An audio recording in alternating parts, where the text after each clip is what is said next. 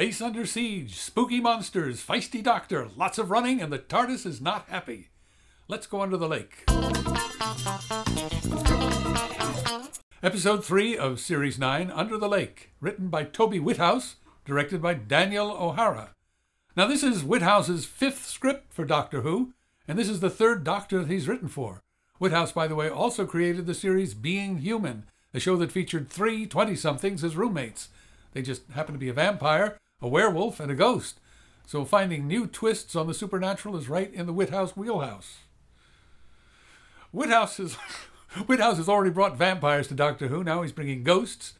Too bad the show's already done werewolves. It would have been fun to see a Whithouse trifecta. Spoilers, spoiler warning, spoilers. And we're going. The base under siege this week is called the Drum. It belongs to a mining company called Vector Petroleum. Now, mining companies in Doctor Who have an unfortunate track record of hiring weaselly, greedy managers and or exploiting workers and or unleashing monsters. Vector Petroleum hits 2 out of the 3. What's more, they never stop marketing, even to their own crew. Their computer warnings are all tagged. This warning brought to you by Vector Petroleum. In this episode, we're in Earth's future, under a lake. The lake was formed in the 1980s when a Scottish village was flooded. We're slated to learn more about that event in next week's episode. This week, however, we meet the ghosts, or whatever they are. At least they're creatures with classic ghostly characteristics. They appear in the form of the deceased. They can walk through walls. They have a very limited ability to handle physical objects. They're restless. They're menacing. They're deadly. Oh, and they have one decidedly unghostly characteristic. They can hack into computer systems. So here's the story. Before the fade-in, our mining company has found a vehicle, likely a spaceship, on the lakebed nearby and has brought it on board. Fade-in. In short order, the crew discovers mysterious writing inside the craft. A ghostly figure stalks them. The spaceship engines fire up and incinerate the valiant commander of the base, who promptly returns as a ghost. Roll titles. Enter the Doctor and Clara, brought to the scene by a very conflicted TARDIS. The TARDIS is apparently scared of ghosts. Now, why is it necessary to stipulate that the TARDIS is afraid of ghosts? 2 words, Chekhov's gun. 2 more, stay tuned. Doctor and Clara are very much out of sync with each other. She's gung-ho for adventure and planet-saving. He is more in tune with the mood of the TARDIS, playing it very cautious. They are so out of sync that he will, in the course of the episode, reprimand Clara for getting too big for her companion britches.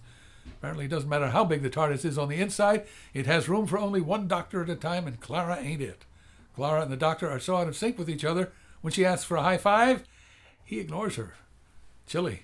So let's see how that dynamic develops through the series. No wonder she's quitting the show. But despite the chill, the Doctor still depends on Clara. A very funny scene involves her cueing him with a handy set of index cards filled with empathetic phrases that he can use when communicating with humans in distress. Now, most of the episode involves the Doctor working with the crew to determine what the ghosts actually are. He identifies the first ghost as a Tivolian, a species Whithouse introduced in the God Complex. But its aggressive actions are very un-Tivolian. As in the classic series, there's a lot of running through corridors and a lot of talking. Considering how little actually happens, it's a remarkably engaging episode, and I think that's largely down to the way Whithouse writes for the Doctor, and the way Capaldi plays the part. Capaldi can hold my attention simply by his intensity and his commitment to the material. Unlike the TARDIS, the Doctor soon finds himself unbearably stimulated by the very thought of ghosts, entities that have survived death. He turns practically giddy at the thought of being able to communicate with the big beyond. He has to talk himself down. Calm, Doctor, calm. You were like this, he reminds himself, when you met Shirley Bassey. Now, cultural references on this show are hit or miss. This one for me was a bullseye. One of my guilty pleasures is the Shirley Bassey remix album. Have you heard it? Have you heard it?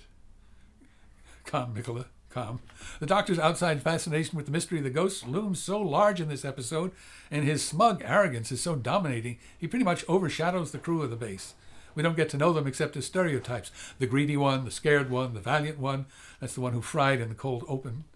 The one who's a big fan of the Doctor, and significantly, the deaf one. Sophie Stone as cast isn't just gratuitous diversity casting. Her ability to read lips is essential to unraveling the mystery of the ghosts. She determines that they're all soundlessly repeating a code phrase.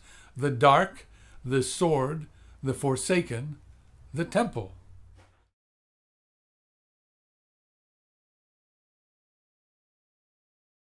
Oh. The Doctor decodes that message with leaps that are meant to seem logical, but frankly, they are just arbitrary choices made by the scriptwriter. We know that.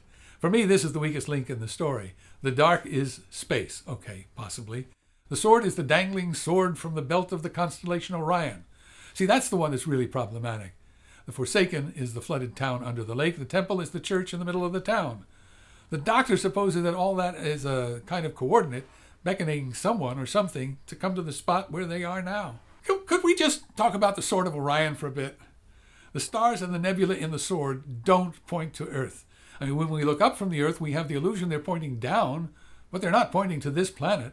In fact, if you look at it from Australia, the dagger points up. More on that in the extras. Look, the very notion that 3 stars, 1,500 light years away, could pinpoint a town in Scotland on a rotating Earth, spinning around the sun, revolving around the sun, at best they would align only one moment, one day every year. But you know, Doctor Who science, you just go with it. But they still don't know what the beacon is for and what the danger is. So to unravel the real mystery, the Doctor proposes that they take the TARDIS back in time to before the flood, before the lake appeared, and investigate the church on dry land. But those mischievous ghosts, they've messed with the base computer and they open the floodgates. Cue another warning brought to you by Vector Mining. In the scramble to get safely to the TARDIS, our crew is divided. Some of it make it with the Doctor into the TARDIS, and some get caught behind with Clara in a dry chamber in the middle of the base. So you might ask, why doesn't the TARDIS just go directly into the center of the base and rescue everybody from that chamber?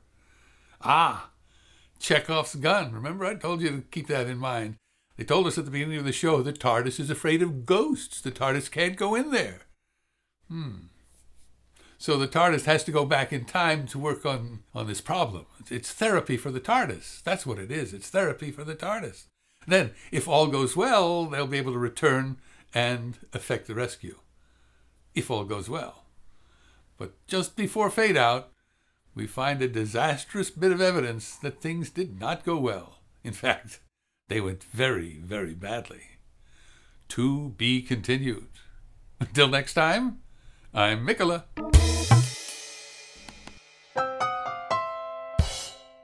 DVD extras. Can we talk about Orion and the sword? I mean, the sword is not a universal term, not even among humans. I'll grant them this. Many Earth cultures call that cluster of stars a sword. But it's not universal. The Koreans just call them the small Samsung, the small group of 3 stars. In the southern hemisphere, the constellation is oriented with the sword pointing up. They see it as the handle of a saucepan. They never imagine that it points to Earth. So if not even all humans can agree that it's a sword or where it points, I wonder how it can serve as a universal beacon for aliens. By the way, if you were paying attention in geometry class, you'll know a line is established by 2 points, not 3, especially if one of those points is actually a smeary nebula. If you had 3 stars lined up perfectly and pointing to Earth, we would only see one of them, wouldn't we? I mean, the others would all be right behind it. But Capaldi sells it. He always makes you believe it. One more, this bit of trivia. This card about Aberdeen, it's a sly reference to Sarah Jane Smith, poll winner as the all-time favorite companion among fans. Companion to both the 3rd and 4th Doctor, met the 10th Doctor in the Toby Whithouse script school reunion, had her own spin-off, had an adventure with the 11th Doctor. Anyway, when it came time for her to part ways with the 4th Doctor, he left her off not only on the wrong street, but in the wrong town. He meant to go to South Croydon, he went to Aberdeen. So here I am in the in-screen bubble, and here, there are some other reviews of Under the Lake you might want to check out, and here, that's my review of last week's The Witch is Familiar, and here, there's my guilty pleasure, Shirley Bassey, the remix album. Calm, Mickeleh, calm. Bye now.